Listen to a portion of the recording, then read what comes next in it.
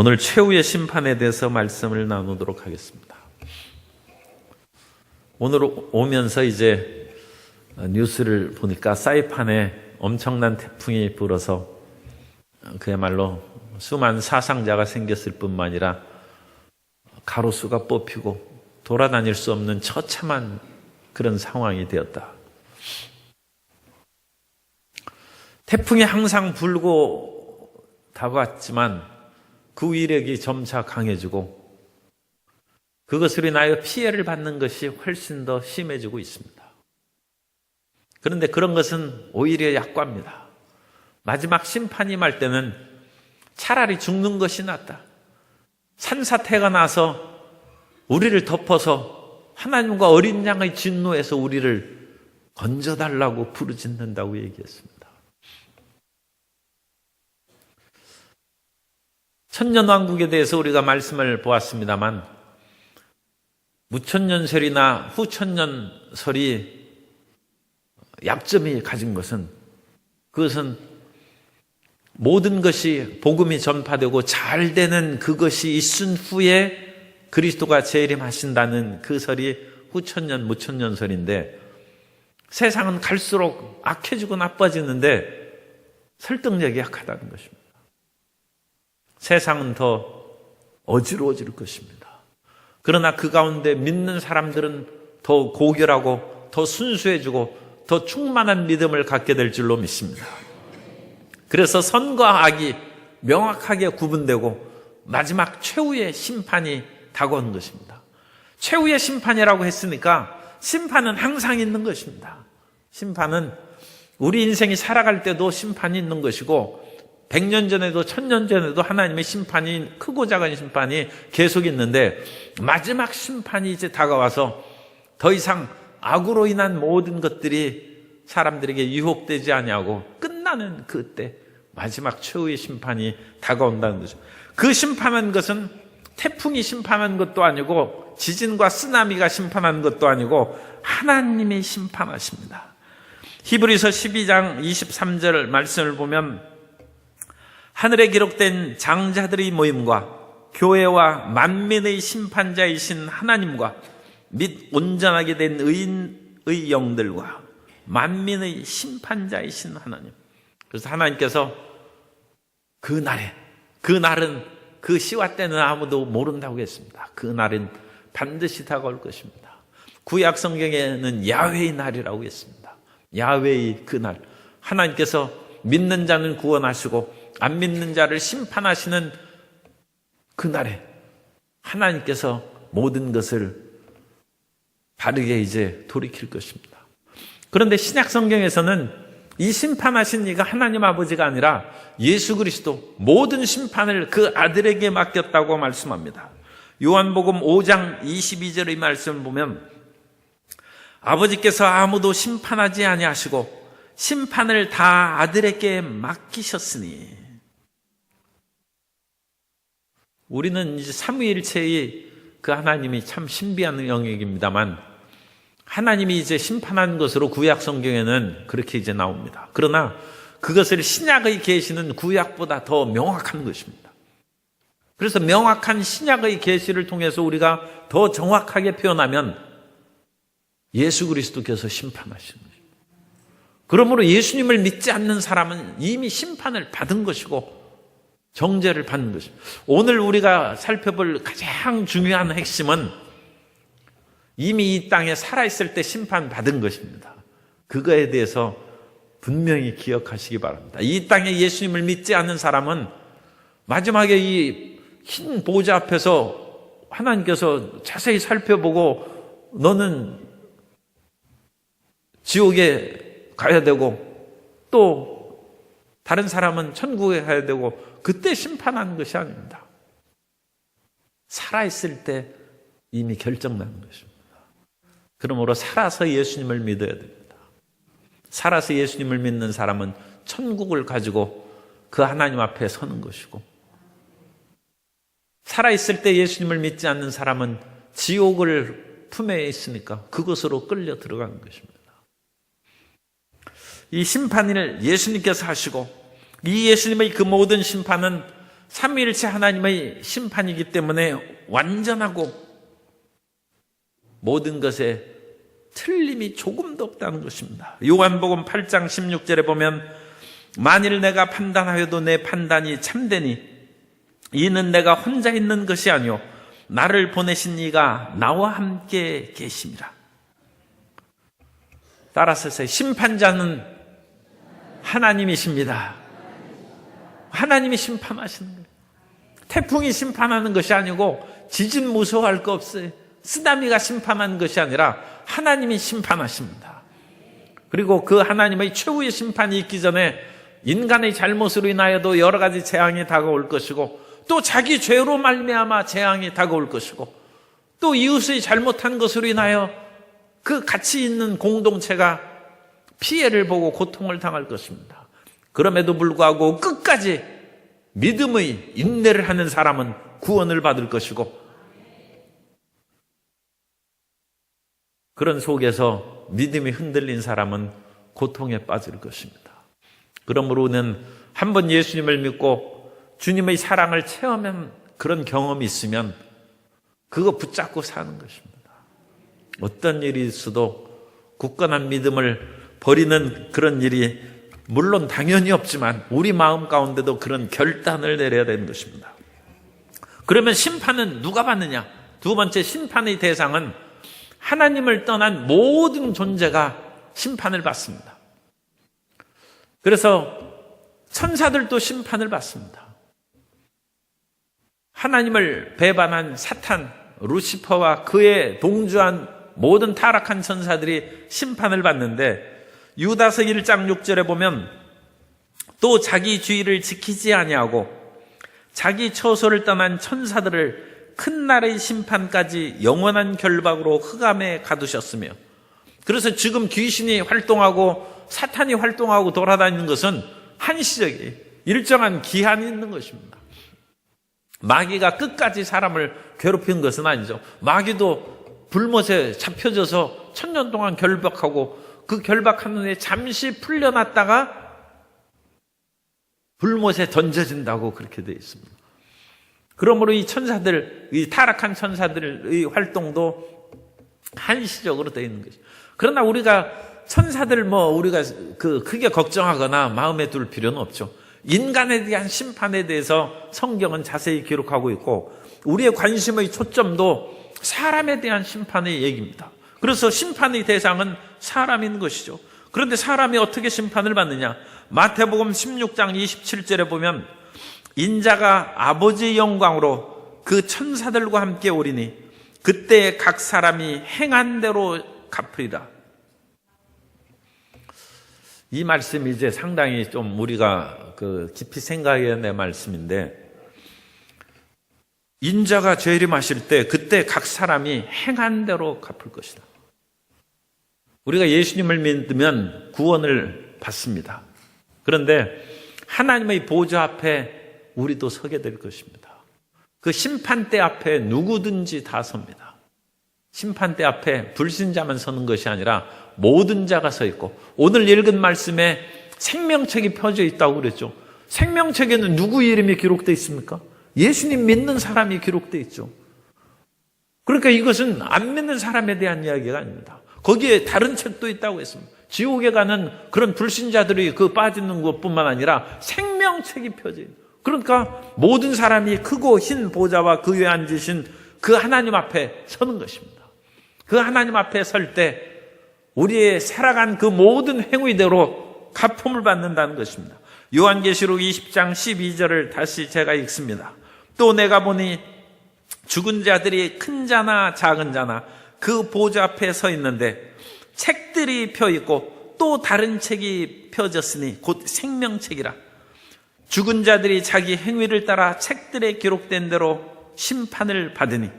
그래서 다른 책, 생명책도 거기에서 있어서 우리 한 사람 한 사람의 이름이 거기 있을 것입니다. 그래서 그날에 대해서 우리는 하나님 앞에 우리의 행한 것에 대해서 하나님의 물음을 받을 것인데, 물론 우리가 생명책에 기록됐으니까 하나님의 그런 징계를 받거나 멸망에 빠지는 그런 일은 없습니다. 그러나 그 행위에 대해서는 하나님 앞에 우리 모든 것을 밝히 드러내는 그 시간을 가질 것입니다. 그러니까 우리가 하나님 앞에 부끄러움이 없어야죠. 그런데 어떤 사람은 구원을 받되 부끄러운 구원을 받는다. 그 살아온 그 모든 날이 파노라마처럼 순식간에. 서울대 미대 교수가 어느 날 하나님 앞에 기도하면서 하나님의 보좌 앞에 선 그런 환상을 봤습니다. 그분이 정년 나이가 거의 됐어요. 그리고 65년의 그런 시간이라고 그렇게 얘기하면 65년의 그 모든 것이 그야말로 한 몇십 초 사이에 빠짐없이 지나가더라. 그러니까 순식간에 모든 일생의 것이 하나님의 신비죠. 우리는 인생을 그렇게 65년이라는 그 기간으로 치면 굉장히 그 길고 합니까? 그것을 다큐멘터리로 만들면 얼마나 길겠어요. 그런데 하나님 앞에서는 그 모든 것이 남김없이 순식간에 지나. 하나님 앞에 서는. 다니엘서 12장 2절에도 보면 땅의 티끌 가운데서 자는 자 중에서 많은 사람이 깨어나 영생을 받는 자도 있겠고, 하나님 앞에 서는 것이죠. 영생을 받는 사람도 많이 있고, 수치를 당하여 영원히 부끄러움을 당할 자도 있을 것이며, 모든 사람이 서는 것이죠. 요한복음 5장 28절 이하에서도 같은 모든 사람이 하나님의 심판 앞에 선다는 것을 말씀합니다. 이를 놀랍게 여기지 말라. 무덤 속에 있는 자가 다 그의 음성을 들을 때가 오나니 선한 일을 행한 자는 생명의 부활로, 악한 일을 행한 자는 심판의 부활로 나오리라. 그래서 모든 사람들이 다 심판의 자리에 서고 오늘 읽은 요한계시록 20장 11절 이하의 그 앞에 이제 서는 것입니다. 하나님 앞에 우리 모든 사람이 서게 될 그 날을 우리가 준비해야 돼. 이번에 인도에서 이제 어떤 선교사님을 만났는데 그분이 이제 교장 선생님을 했어요. 학교에 수학 선생이었는데 이제 교장 선생님을 하시고, 우리 순복음 교단에 속한 그 교회에서 장로를 하시다가 이제 한 8년 전 그런 때, 그러니까 아직 60이 되시기 전에 그냥 명예퇴직했어요. 은퇴하고. 왜 명예퇴직했는가? 교장 선생님을 하면서 예수님의 그런 말씀이 마음에 와닿는데, 내가 과연 하나님 앞에서 설 때 내 삶이 인정받을 수 있을 것인가? 그것이 마음에 도전이 다가왔대. 내가 지금 장로고 열심히 그와 같이 한다고 신앙생활을 하고는 있는데 하나님 앞에서 과연 부끄러움이 없을 것인가? 그렇게 생각해 보니까 자신의 신앙생활이 너무 형식적이고 그야말로 외부적인 것에 자기의 온 마음을 다하고, 사실 쉐마의 말씀이죠. 우리는 하나님을 사랑하는데 대충 사랑해서는 안 되고 너희는 마음을 다하고 뜻을 다하고 힘을 다하여 야훼 하나님을 사랑하라. 우리 사람 사이에도 사랑이 식었다고 얘기하지 않습니까? 왜냐하면 온 마음과 뜻을 다하여 사랑하지 않으면 부부 사이에도, 부모와 자녀 사이에도 그 사랑이 식은 것을 아는 것이죠. 그렇게 어머니 하면 그야말로 꼼짝 못하던 아들이 장성해서 애인이 생기더니 어머니가 이제 저 멀리 물러갔어요. 그 엄마가 얼마나 섭섭하겠어요. 물론 그것은 이제 이해해야죠. 이해하고 결국은 자녀는 부모를 떠나서 자기 짝하고 이제 한 몸을 이루어야 되는데 언제까지 사랑을 붙잡고 있겠어요. 그래가지고 홀어머니가 끝까지 아들 붙잡고 있으면 삼각관계가 생겨요. 그것처럼 또 참 집안에 힘들고 어려운 것이 없죠. 그런데 마음에 그런 도전이 주어진 거예요. 너 마음을 다하여 정말로 사랑하느냐. 그래서 인도를 왔다.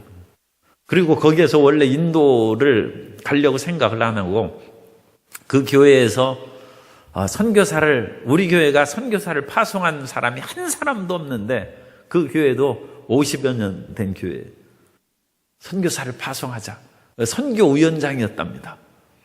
우리가 선교한다고 하면서 선교사를 파송한 사람이 하나도 없으니까 선교사를 파송하자. 그래서 선교사를 어디에 파송하느냐?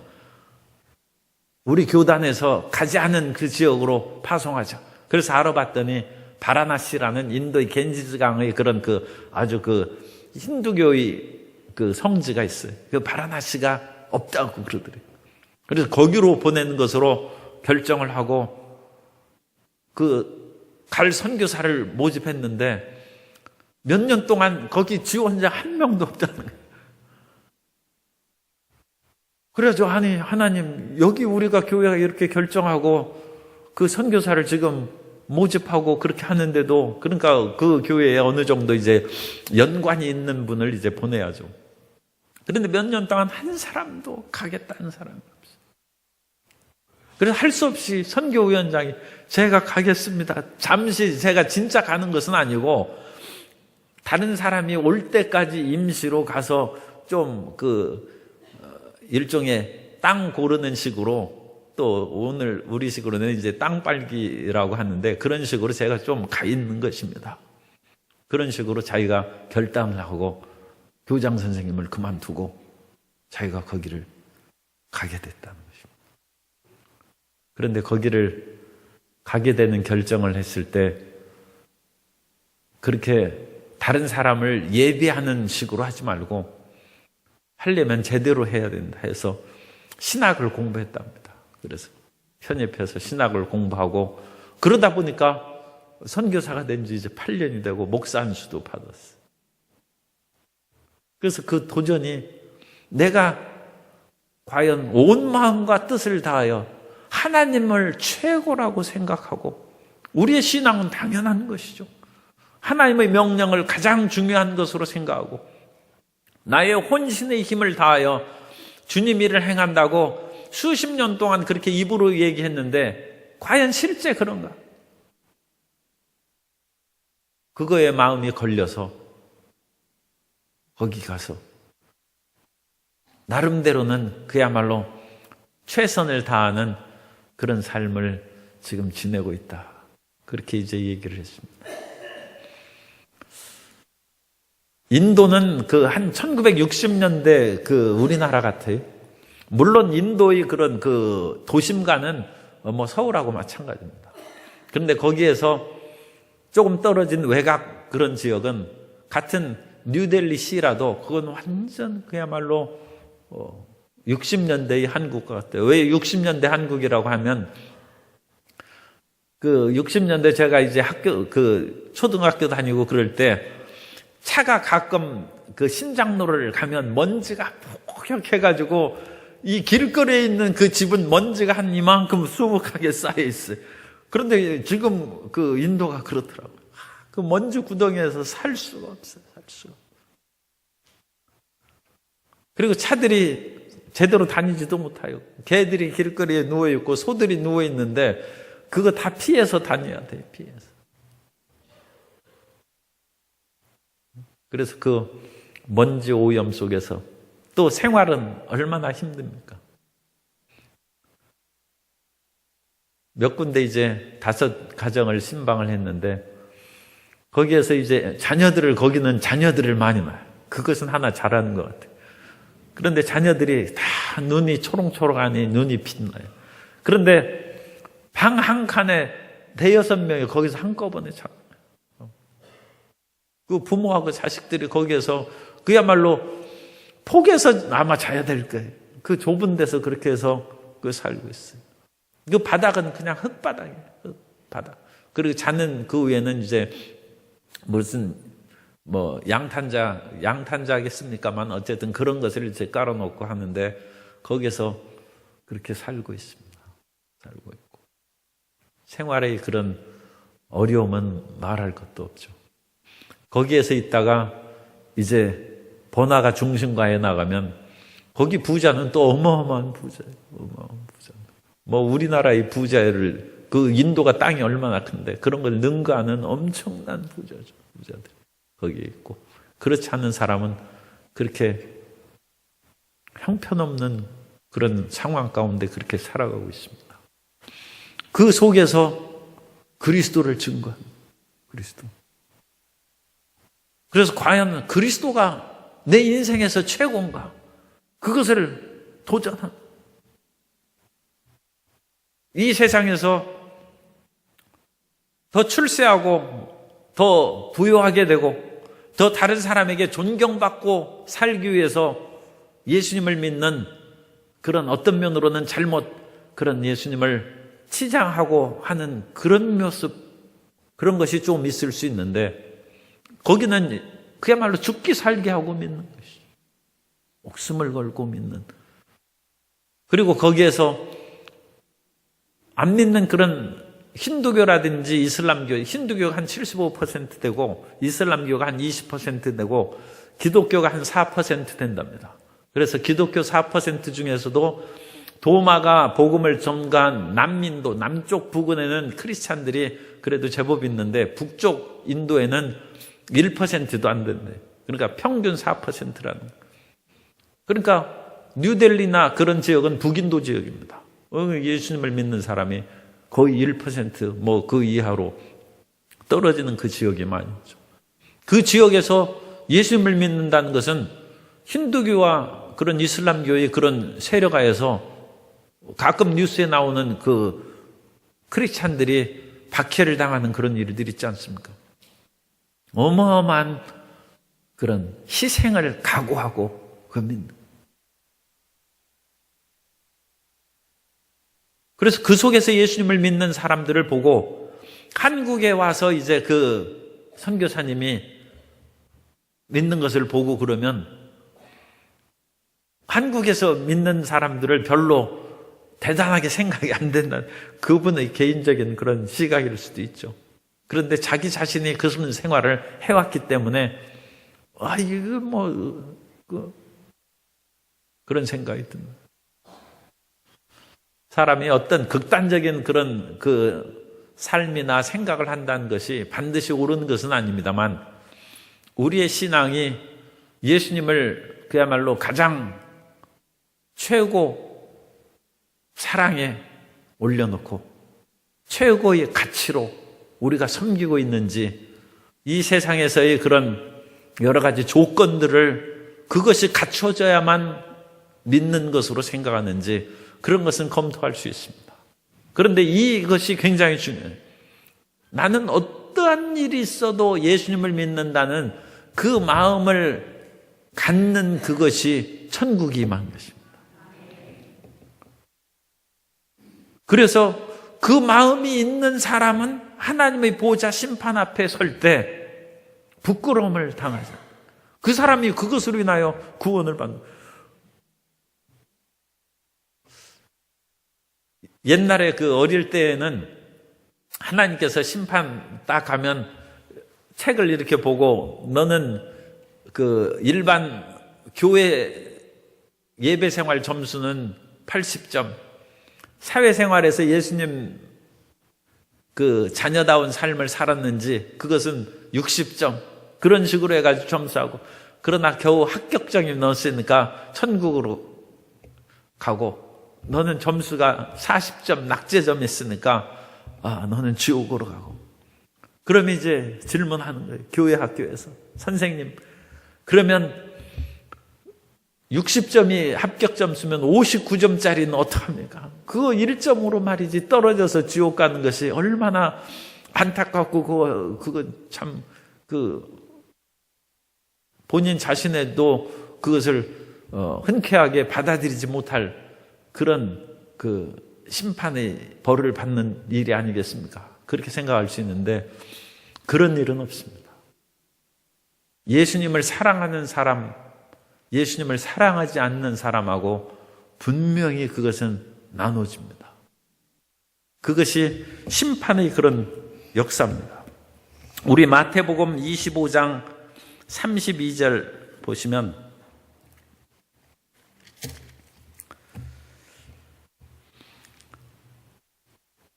제가 31절부터 읽어드리겠습니다. 인자가 25장 31절 인자가 자기 영광으로 모든 천사와 함께 올 때 자기 영광의 보좌에 앉으리니 모든 민족을 그 앞에 모으고 각각 구분하기를 목자가 양과 염소를 구분하는 것 같이 하여 양은 그 오른편에 염소는 왼편에 두리라. 알곡과 가라지에 대한 예수님의 비유도 알곡은 알곡대로 원래 종자가 틀려요. 가라지는 그 원수가 와가지고 더 뿌려서 가라지가 함께 자란 것입니다. 그래서 이 세상에서 알곡과 가라지가 함께 자라는데, 아니 그러면 그 하나님의 교회 안에서 어찌 가라지가 있는 것을 놔둡니까? 뽑아버리시죠. 그렇지 않아 그대로 놔두라는 것입니다.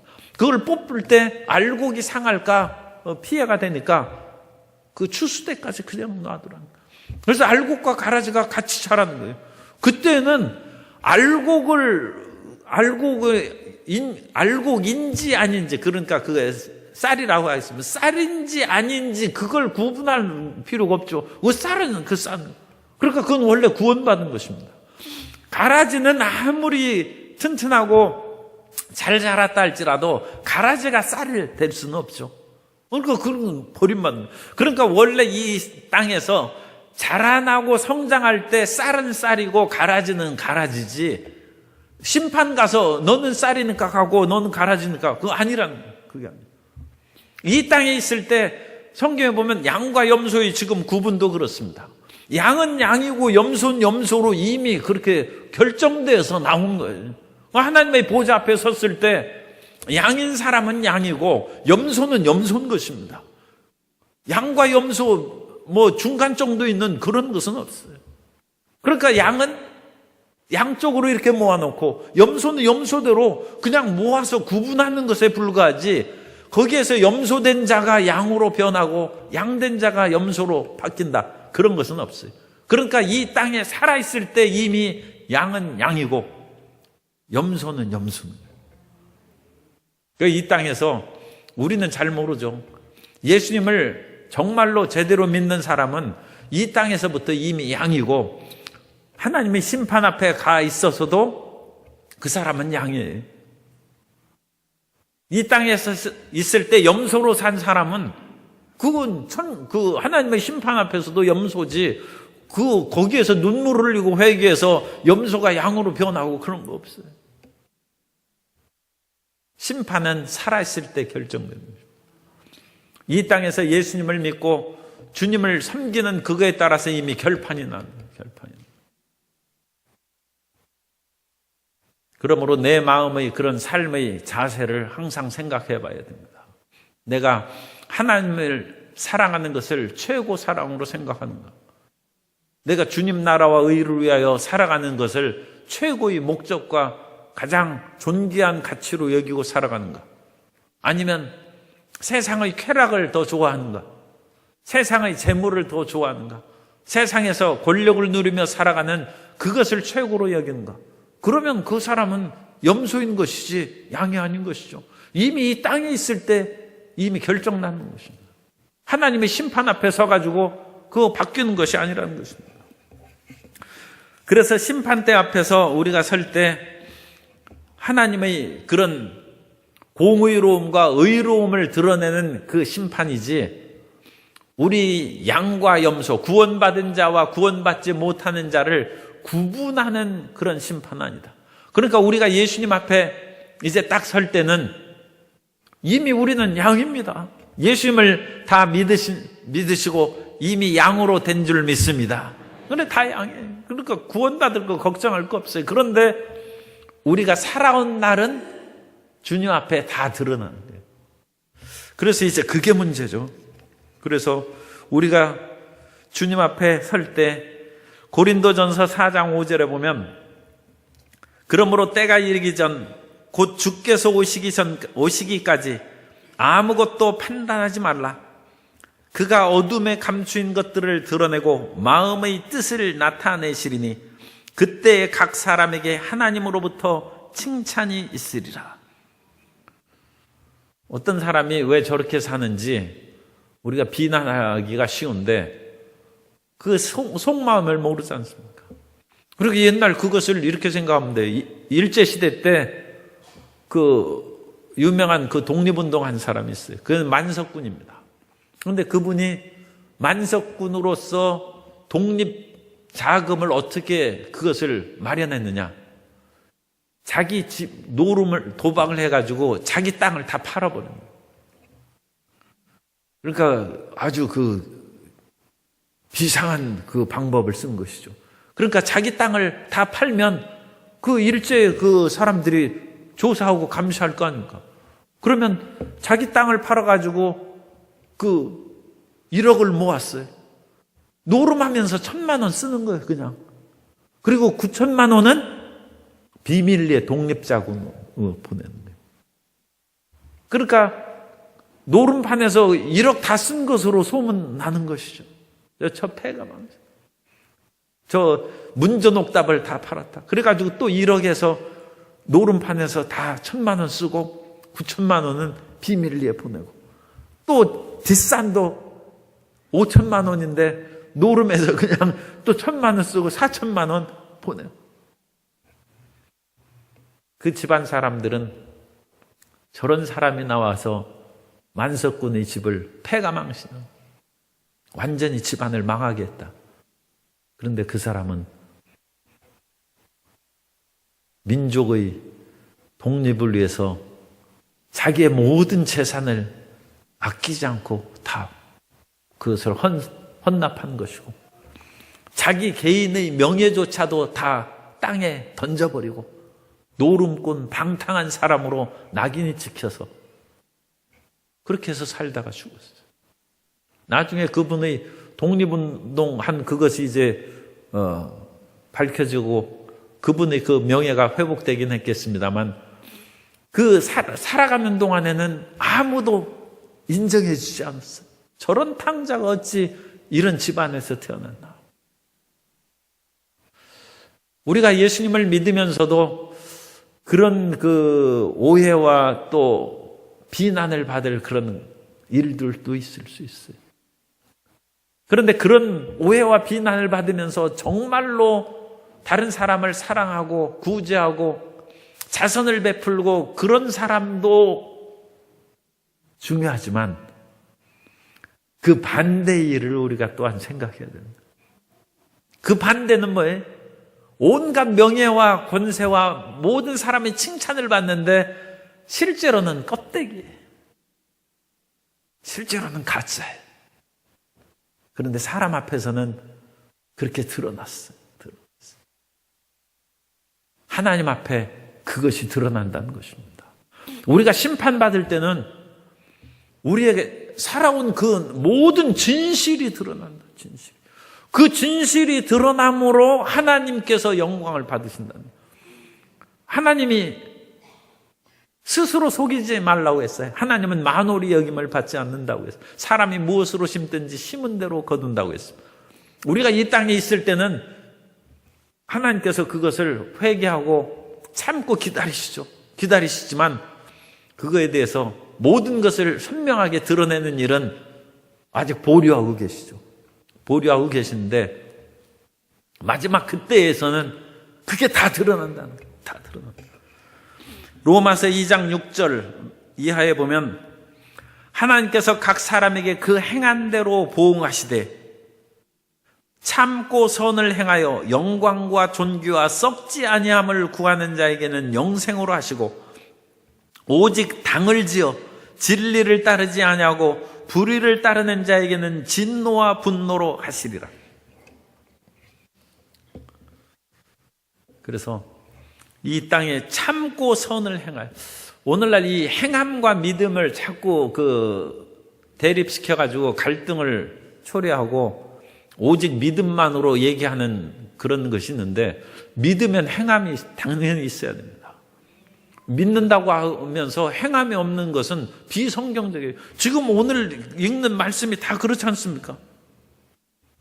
예수님께서도 그의 행의대로 다 드러난다고 그러고, 여기에서도 행한 대로 보응하시되 참고 선을 행하여, 그렇게 하고, 우리가 행한 모든 감추인 것들이 고린도전서 4장 5절에 드러난, 예수님 믿고 행함이 없으면 그건 껍데기예요. 껍데기. 그리고 예수님을 그런데 진짜 믿기는 믿었다, 그건 하나님이 아시죠. 그럼 부끄러운 구원받는 거예요. 예수님을 진짜 믿긴 믿었는데 한 일이 없어요. 그것은 자기 살아온 것이 모두 다 불타버린 거죠.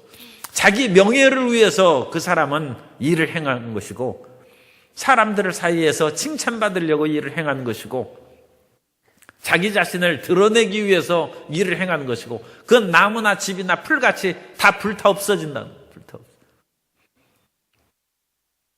그리고 진정 하나님의 영광을 위해서 일한 것인가? 진정 주님의 기뻐하신 일을 한 것인가? 아니면 나 자신을 드러내는, 이 사람의 마음에는 누구나 이 명예욕이 있습니다. 그건 본능적인 것이 본능. 누구나 자기 자신을 드러내기를 원하는 마음이 있는데, 그것을 위해서 일한 것은 하나님을 위해서 일한 것이 아니죠. 자기 자랑하려고 한 것이죠. 그런 것들이 드러난다. 그런 것들이 드러나서 하나님께서 그런 식으로 살아온 사람들은 구원받지 못할 사람도 있겠거니와, 구원받을 사람도 부끄러운 구원을 받고, 진짜로 예수님을 위해서 산 사람은 영예와 존귀를 하고, 그럼으로써 하나님께서 찬양을 받으시고 영광을 받으신다는 거예요. 이게 얼마나 공평해요. 그죠? 이 땅에서는 아직 모르는 거예요. 그러니까 하나님을 믿는 이런 교회 안에서도, 또 그런 속에서도 어찌 이런 억울한 일이 있고, 내가 다른 사람에게 오해를 받고, 내가 높임을 못 받고, 내가 열심히 일했는데도 구역장도 안 시켜주고, 그러나 하나님이 아신, 하나님 나라에서 드러난다. 드러난다. 그러니까 지금 있는 그런 것은 완전하지 않습니다. 완전하지 않고 부족함이 많은 것이고. 그래서 우리가 디모데전서 5장 24절 이하에서도, 성경에도 이 말씀들이 많이 있어요. 그래서 믿음과 행위가 하나로 연결된 거예요. 디모데전서 5장 24절 이하에도 어떤 사람들의 죄는 밝히 드러나 먼저 심판에 나아가고, 어떤 사람들의 죄는 그 뒤를 따르나니 이와 같이 선행도 밝히 드러나고 그렇지 아니한 것도 숨길 수 없느니라. 그래서 예수님 믿고 행함의 그런 열매가, 모든 것이 이 백보자, 크고 흰 보좌 심판 앞에 드러나고, 거기에서 생명책이 지금 펴졌다고 했죠. 생명책이 펴졌으니까, 예수님을 믿었으니까 우리가 구원받는, 그러니까 예컨대 너에게는 예수님 믿고 살아온 그 모든 날들이 너를 위한 것이다. 그러나 그리스도의 보혈이 그 마음의 교만한 것을 덮어버렸다. 예수님 믿고 맨날 거짓말이나 하고 그럼으로써 주님의 영광을 드러내지 못했다. 그러니까 멸망받을 수 있는데 그리스도의 보혈이 덮어버렸다. 잘못된 10계명의 그런 것들 다 어기고 살아왔는데, 그거 다 어기면 구원받을 수 있을런지 그건 참 문제가 있어요. 그러나 어쨌든 예수님을 제대로 믿는 사람은 그렇게 끝까지 그 계명을 어기고 그러지는 않겠죠. 그러나 그런 허물이 있어도 그리스도의 보혈이 덮었다. 그래서 그리스도의 보혈이 다 덮어주긴 했는데 한 것은 아무것도 없어요. 부끄러운 구원을 받. 그러나 주님 앞에서 온갖 그런 헌신과 충성과 남이, 그리고 우리 도울 때도 좀 우리 마음의 그런 것이 드러나서 알려지는 것은 어쩔 수 없어요. 그런데 일부러 자랑하려고 드러내는 것은 별로 좋지 않아요. 왜냐하면 그런 것은 이미 자기 상을 다 받았어요. 이 바리새인들이 자기 그 기도 많이 하고 다른 사람 구제하고 뭐 열심히 하는 것 이미 사람들한테 광고하고 나팔하고 다녔지 않습니까? 그거 자기 상을 다 받았다고 얘기했어요. 그러니까 우리는 될 수 있으면 오른손이 하는 일을 왼손이 모르게 그렇게 해야 돼요. 그러면 하나님 앞에서 그게 드러나는 거예요. 하나님, 이 최후의 심판 때 드러나는, 최후의 심판에 드러나가지고 그 사람은 그야말로 찬란한 태양처럼 빛날 것이고 별처럼 빛날 것이고. 그래서 우리가 이 지금 눈으로 보는 그 크리스찬의 그 모습을 보고 판단하는 거하고 천국에서 나타난 모습하고 상당히 다를 수 있다는 거예요. 다를 수 있다. 저 사람은 저렇게 많은 일을 했다고 했는데도 불구하고 천국에 가보니까 초가집에서 살고 그 우리 비유로 해서 저 사람은 그야말로 교회 안에서 뭐 별로 드러나지도 않아요. 그러나 과부의 2 렙돈을 주님께서 모든 것을 드렸다고 했어요. 많은 부자에 넣은 것을 칭찬하지 아니하고 과부의 2 렙돈 든 것을 칭찬한 예수님께서 교회 안에서는 2 렙돈, 참 죄송합니다 이런 말을 들은 2 렙돈 드린 사람들은 별로 귀하게 여기지 않아요. 그러니까 이 땅에서는 인정 못 받아요. 그런데 천국에서는 저 사람은 전체를 항상 드리면서 살았어요. 귀하게 여긴다. 귀하게. 그 사람은 하나님을 섬기고 예배할 때 항상 전부를 드렸다. 그런데 그 사람은 전부가 그냥 2 렙돈밖에 안 돼. 그런데 다른 사람은 훨씬 풍요한 가운데 일부를 드립니다. 누가 상급이 크겠어요? 전체를 다 드린 그 마음을 하나님께서 귀하게 계십니다. 그게 최후의 심판이에요. 그러니까 우리 크리스찬들도 최후의 심판을 기다리고 싶어요? 안 기다리고 싶어요? 그건 우리 멸망받는 심판이 아니에요. 드러난. 그런데 내가 드러나야 아무 뭐 좋을 일이 없다. 그런 분은 지금 생활을 고쳐야죠. 생활을 고쳐야죠. 그때는 드러날 것입니다. 그리고 그 최후의 심판에서 안 믿는 사람은 당연히 그것은 멸망의 길로 가는 무서운 심판이죠. 그래서 최후의 심판은 종류가 그 몇 부류로 나누어지는 거예요. 안 믿는 사람은 무서운 심판으로 멸망받는 것이고 믿는 사람들도 2 부류가 있어요. 이 땅에서는 인정 못 받았지만 하나님 앞에 최선을 다하고 그야말로 과부의 2 렙돈처럼 사람이 보기에는 보잘것없지만 전심전력으로 마음을 다하고 뜻을 다하고 힘을 다하고 목숨을 다하여 하나님을 섬기고 예배하고 찬양한 사람은 드러날 것입니다. 그리고 그렇지 않고 사람들이 눈에 보이고 입에 오르락 내리는 칭찬을 위해서 한 사람은 참 그 부족한 것이, 부끄러운 것이 또 다 드러나요.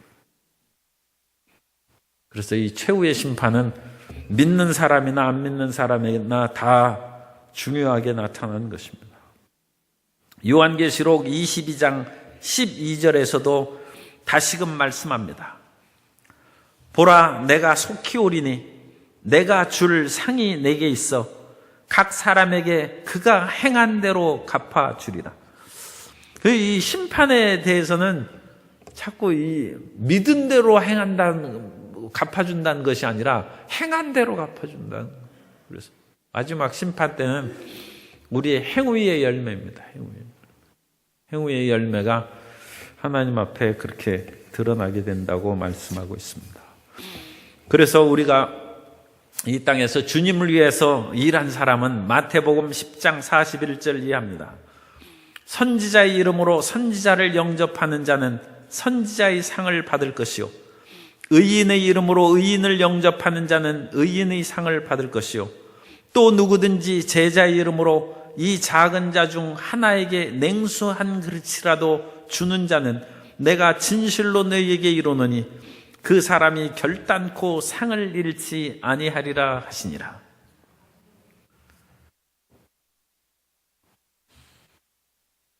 그래서 인도에 있는 선교사 이름을 제가 얘기할 수는 없어요. 왜냐하면 그것이 박해를 지역이기 때문에 이름이 드러나면 위험한 그런 일을 생길 수 있습니다.